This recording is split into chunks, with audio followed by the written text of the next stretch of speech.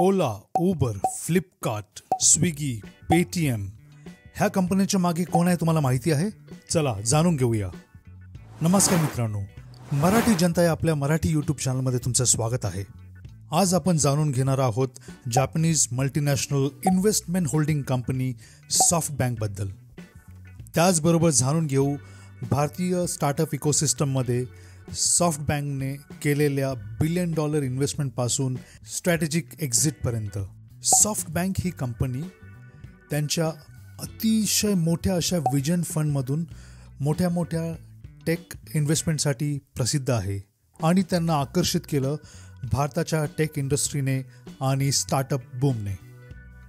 भारताचं growth potential पाहून सॉफ्टबँकने भारतामध्ये स्ट्रॅटेजिक इन्व्हेस्टमेंट करायचा प्लॅन केला आणि त्यांनी ई कॉमर्स जायंट जसे काही फ्लिपकार्ट, ओयो ह्यांच्या थ्रू आपली इन्व्हेस्टमेंट सुरू केली.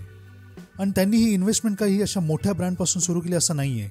त्यांनी पेटीएम, ओला, स्विगी अशा स्टार्टअप ज्या अगदी छोट्या होत्या त्यामध्येही इन्व्हेस्टमेंट केली जिथे त्यांना पोटेन्शियल दिसलं. आणि त्यातून निर्माण झाल्या भारतीय युनिकॉर्न्स म्हणजे कंपन्या ज्यांचं व्हॅल्युएशन आहे $1 बिलियन अँड अबाव. परंतु हे चित्र काही असं रंगीबेरंगी नव्हतं. याच्यामध्येही काही इन्व्हेस्टमेंट होत्या ज्या फेल गेल्या. अनेक वेळा त्यांनी जे व्हॅल्युएशन दाखवलेलं ते इन्फ्लेटेड होतं, खूप जास्त होतं आणि जे स्पेंडिंग होतं ते भयानक होतं. त्यामुळे त्या कंपन्या टिकतील किती वेळ याची काही खात्री नाही. पण एंड ऑफ द डे त्यांनी भारतीय स्टार्टअप इकोसिस्टम आणि टेक इंडस्ट्री हलवून टाकली. जसा वेळ सरत गेला तशी सॉफ्टबँकची स्ट्रॅटेजी ही शिफ्ट होत गेली. त्यांनी अनेक कंपन्यांमधून पार्शियल किंवा फुल एक्झिट घेतली, जशी काही झोमॅटो, डिलिव्हरी ह्या कंपन्यांतून त्यांनी मेजर इन्व्हेस्टमेंट काढून घेतली आहे.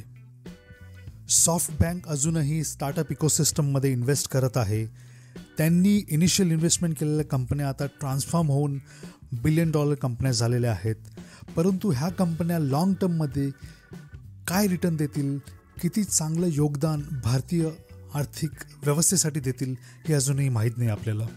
आणि तुमच्या माहितीसाठी सांगतो, सॉफ्टबँकने 2018 ते 2023पर्यंत जी इन्व्हेस्टमेंट केली त्याच्यातून $5.5 बिलियन एक्झिट घेतली.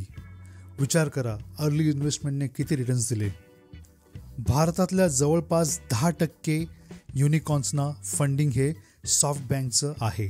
तर मित्रांनो, हा होता आमचा व्हिडिओ सॉफ्टबँकसारख्या पडद्यामागे राहणाऱ्या परंतु स्टार्टअप इकोसिस्टममध्ये पैसे इन्व्हेस्ट करणाऱ्या कंपनीबद्दल. तुम्हाला त्यांनी इन्व्हेस्ट केलेल्या कोणत्याही एका कंपनीची केस स्टडी हवी असेल, त्या संदर्भात व्हिडिओ हवा असेल तर नक्की आम्हाला मेसेज करा, कमेंट करा आणि आपल्या चॅनलला सबस्क्राईब करून लाईक करा. सायनिंग ऑफ, मराठी जनता.